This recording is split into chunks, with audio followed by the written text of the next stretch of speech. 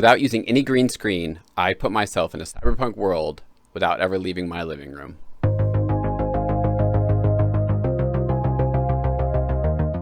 Inspired by studios doing virtual productions like on the set of The Mandalorian, I wanted to see if I could transport myself into a cyberpunk world using my red Komodo and my TV in my living room. So I set up my camera in my living room and I put on a tight lens since the frame needed to be small enough to get myself in the shot, as well as only the inside of the frame of the TV. I also needed to shoot fairly wide open in order to bokeh out the background, just enough to give the illusion of distance. Then I found a generic cyberpunk video online that could set the scene. First, I had found a scene that was cool but stationary, and I felt it just kind of fell flat. It didn't really do much for the scene. So then I came across a scene of a first-person view of someone walking around this futuristic city that felt a lot more dynamic.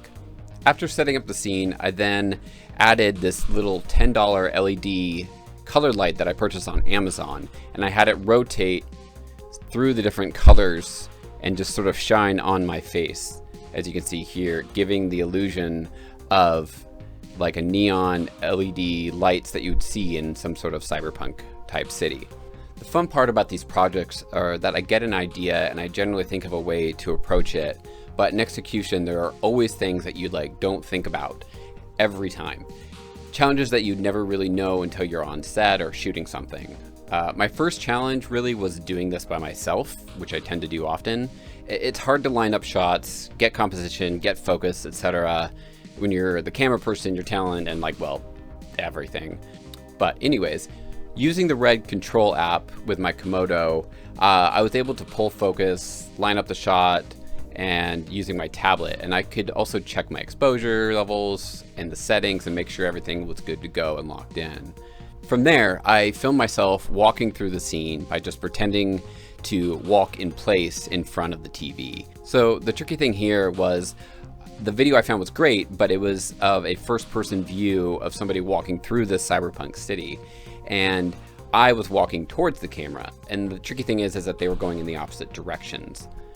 But then I realized I'm walking in place and you can't really tell, but what I did in post was I actually reversed the clip entirely and just played it backwards. So that way the scene behind me would be playing in reverse, and I was hoping by walking in place you couldn't tell the difference in me walking forward or backwards since I wasn't moving.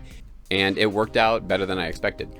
But these are the tricky things that you don't know until you get out there and shoot. And that's what's really fun about doing these projects, is that they're pretty experimental and they're fun, and you don't really know how things are going to work out until you get out there and try it out.